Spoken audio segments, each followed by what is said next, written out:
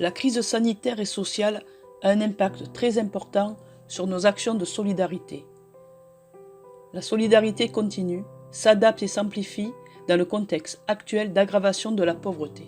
En effet, les passes et les distributions alimentaires continuent, s'adressant à des personnes toujours plus nombreuses dans des situations de plus en plus précaires. Pour tout le reste, nous adaptons nos activités dans la mesure du possible aux consignes sanitaires. Tout ce qui peut être maintenu l'est, car les besoins sont immenses. Les collectes continuent. Les bénévoles s'adaptent en fonction de l'épidémie et des consignes qui leur sont données. Marie-France, bonjour. Tu es bénévole du Secours populaire à la passe. Est-ce que tu peux nous expliquer comment se passe l'accueil d'une personne qui vient au Secours populaire? Voilà. Alors, nous, l'accueil, on la reçoit, donc, puisqu'elle fait partie d'une liste. Chaque jour, on a une liste de personnes que l'on doit recevoir. Et on a souvent, quand c'est des personnes qui ont déjà l'habitude, on a déjà un dossier où sont recensés. Donc, on va recenser à la fois, évidemment, les coordonnées de la personne, les dates de naissance de ses enfants, sa situation maritale. Et puis, au dos du dossier, on va noter certains éléments comme sa situation professionnelle, situation de logement, droit à la santé, et puis au final le revenu mensuel et les dépenses mensuelles qu'on évalue sur des documents, que ce soit les documents pour les revenus de salaire ou de la CAF ou autres documents, et sinon pour les dépenses, c'est tout ce qui est quittance de loyer, facture d'électricité, d'énergie, pour l'eau, plus d'autres éléments qui peuvent venir, qui participent à l'évaluation des charges de la famille. On fait une soustraction, les revenus moins les charges, et on va diviser à la fois le restant par le nombre de la famille, le nombre de membres de la famille, et après par 30, dans un mois il y a 30 jours. On établit ainsi le coefficient familial de la famille, et en fonction de ce coefficient, on va aider ou non la famille. Voilà. En quelque sorte, c'est le reste à vivre que la personne a pour une journée. Tout à fait, exactement. Et donc, on a des barèmes au Secours populaire, c'est-à-dire qu'en dessous de 7, pour une famille, on va pouvoir aider à raison d'un colis tous les 15 jours ou 3 semaines. Et pour une personne seule, on peut aller jusqu'à un reste à vivre de 10 € en reste à vivre pour pouvoir l'aider. Dans cette période de crise sanitaire et de crise sociale, est-ce que vous avez des nouveaux profils de personnes qui viennent au Secours populaire? Oui.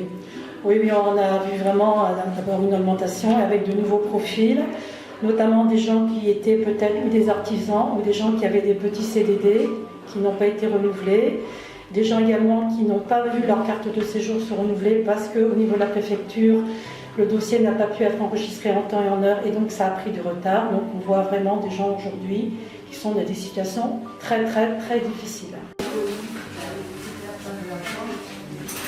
Ça va être bien décentré. Voilà. Oui, bonjour. Je voudrais savoir pourquoi vous avez poussé les portes du Secours populaire aujourd'hui. Parce que je n'ai pas beaucoup les moyens, mais je ne touche pas beaucoup de Pôle emploi. C'est pour ça que je suis venue au Secours populaire pour qu'ils m'aident à manger. Oui. Très bien. Vous avez perdu votre emploi peut-être? Non, parce que je touche la cesse. D'accord. Vous êtes en plein de droit? Non, j'ai refait ma demande.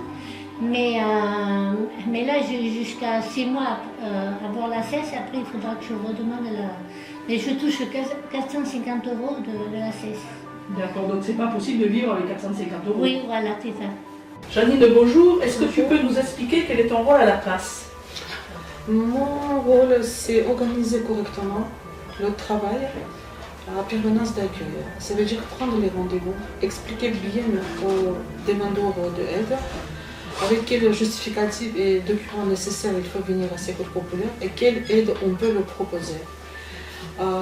Déjà avec le confinement, avec cette virus, avec Covid, on fixe le rendez-vous par téléphone, et évidemment que nous avons Voilà, nous avons besoin de ce travail, donner tous les renseignements nécessaires par téléphone.